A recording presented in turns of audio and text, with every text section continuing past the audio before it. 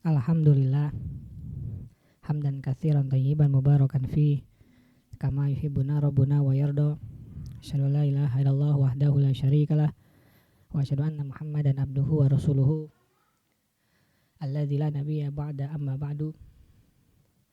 Kita lanjutkan pembacaan Taisir Karimir Rahman fi Tafsir Kalamil Manan yang ditulis oleh Syekh Abdurrahman bin Nasir As-Sa'di. Masuk kita pada tafsir Quran surat Maryam ayat yang ke-27 sampai 33. Ayat yang ke-27. Auzubillahi minasyaitonirrajim. Fa'atat bihi qaumaha tahmiluhu qalu ya Maryamu laqad ji'ti syai'an fariya. Maka Maryam membawa anak itu kepada kaumnya dengan menggendongnya. Kaumnya berkata, "Hai Maryam, sesungguhnya kamu telah melakukan sesuatu yang amat mungkar." Tafsir ayat yang ke-27, maksudnya setelah bersih dari masa nifasnya, Maryam mendatangi kaumnya sambil membawa Isa. Keberaniannya untuk datang lantaran dia mengetahui kesucian dan kebersihan dirinya dari zina. Ia datang tanpa peduli, lagi tanpa beban. Kaumnya mengatakan, laqad ji'ti syai'an fariya. Sesungguhnya kamu telah melakukan sesuatu yang amat mungkar, yaitu dosa besar lagi bejat. Maksud mereka adalah perbuatan zina. Alangkah terpeliharanya dia dari perbuatan itu. Ayat yang ke-28. Ya ukhta Haruna, makana abuki ro'a sau'in wa makanas ummika bagiya. Hai saudara perempuan Harun, ayahmu sekali-kali bukanlah seorang penjahat dan ibumu sekali-kali bukanlah seorang pezina. Tafsir ayat yang ke-28. Ya ukhta Harun, hai saudara perempuan Harun. Zahir ayat ini menunjukkan bahwa Harun adalah saudara aslinya, sehingga mereka menisbatkannya kepada Harun. Kebiasaan mereka pada zaman dahulu adalah menggunakan nama-nama para nabi. Akan tetapi Harun ini bukan Harun putra Imran, saudara Nabi Musa alaihissalam, karena antara keduanya ada jarak masa berabad-abad lamanya. Maka abuki imra'a sau'in wa maka nas ummika bagiya. Ayahmu sekali-kali bukanlah seorang penjahat dan ibumu sekali-kali bukanlah seorang pezina.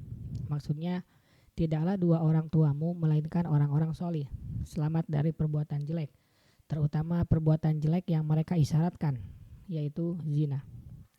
Maksud ucapan mereka, kenapa sifatmu berbeda dengan sifat mereka berdua, dengan melakukan perbuatan yang tidak pernah mereka lakukan. Hal ini disebabkan biasanya anak keturunan itu mengikuti sebagian sifat baik atau buruk orang tua. Maka mereka merasa heran berdasarkan pengetahuan yang ada dalam hati mereka, bagaimana mungkin perbuatan ini terjadi pada Maryam. Ayat yang ke-29. Qala inni abdullahi ataniyal kitaba wa ja'alani nabiyya. Maka Maryam menunjuk kepada anaknya. Mereka berkata, bagaimana kami akan berbicara dengan anak kecil yang masih dalam ayunan. Tafsir ayat yang ke-29. Fa'asyarat. Ayat yang ke-29. Fa'asyarat ilaih. Qalu kaifa nukallimu man kana fil mahdi sabiyya. Maka Maryam menunjuk kepada anaknya. Mereka berkata, bagaimana kami akan berbicara dengan anak kecil yang masih dalam ayunan. Tafsir ayat yang ke-29. Fa'asyarat. Maka Maryam menunjuk. Maka Maryam mengacungkan isyarat kepada mereka ilaih, kepada anaknya ke arah Isa. Maksudnya, berbicara kalian dengan dia. Maryam memberikan isyarat karena dia diperintahkan ketika hendak berbicara dengan kaumnya agar mengatakan, inni nazartu lirahmani sauman falan ukalliman al-yauma insiya. Sesungguhnya aku telah bernazar berpuasa untuk Zat yang Maha Pemurah, maka aku tidak akan berbicara dengan seorang manusia pun pada hari ini. Maryam ayat yang ke-26. Dikala Maryam memberikan isyarat kepada mereka agar melakukan komunikasi dengan Isa, mereka terheran-heran dan mengatakan, kaifa nukallimu man kana fil mahdi sabiyya. Bagaimana kami akan berbicara dengan anak kecil yang masih dalam ayunan? Karena hal itu merupakan perkara yang tidak biasa atau aneh dan tidak pernah terjadi pada seorang pun pada usia itu. Kita lanjutkan pada bagian berikutnya. Subhanaka Allahumma wa bihamdika asyhadu an la ilaha illa anta astaghfiruka wa atubu ilaik. Assalamualaikum warahmatullahi wabarakatuh.